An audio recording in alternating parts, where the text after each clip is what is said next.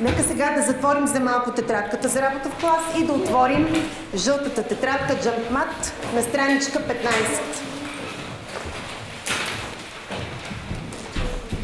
Ще помоля Раличка да прочете първа задача. Страница 15, задача номер 1. 5 приятели, 20 бисквити, 4 бисквити на всеки. Делим приятели. Бисквити. Страничка 15. Нищо няма проблем. 12 деца. 12 деца отиват да карат кану. Така. От 100 подбират 3 деца. Има 4 канута. Така, разглеждаме картинките. Какво делим на групи, Рали, при тази задача? Довърши. Децата. Децата. Бояне, колко са групите тогава тук? Има 4 групи.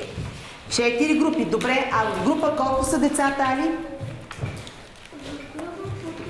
Чудесно. Нека сега работим заедно първа задача. Емо, какво делим на подусловие А? Ябълки. Ябълки. Значи на първи ред всички записваме ябълки. Работим заедно. Записваме ябълки. Това са предметите, които се делят. Колко групи има? Ябълки пише. 2.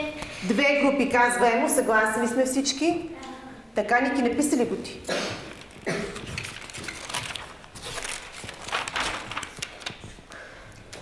Така, колко елемента има в група? Колко са? 4 4. Да, съгласни сме всички. Ивало, какво делим на второто подусловие? На картинката какво е нарисувано?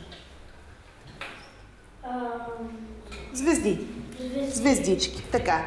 Значи делим звезди. Колко групи има? Али, помагай. Колко са групите? 5 групи. Чудесно. И Калинка да довърши. Колко предмета има в група? 3. Добре.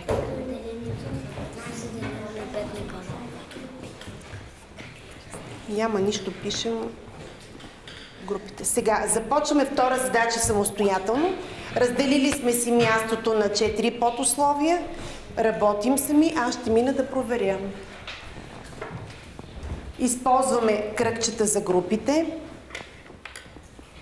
а чертички или точки за предметите, за елементите на всяка група. Точно така. Добре. Алече, готов ли си? Да.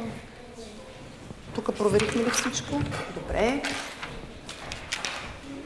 Али Георгиева ще прочете ли първото условие? 15 деца, 3 деца в всяка лодка. Така. 5 лодки. Как бихте разделили групи? Така, какво делим най-напред? Делим деца. Така, колко групи? 5. 5 групи се получиха, а в група колко са децата? 3. Самостоятелно продължавате нататък. Внимавайте кои са групите и кои са предметите, които трябва да бъдат разделени.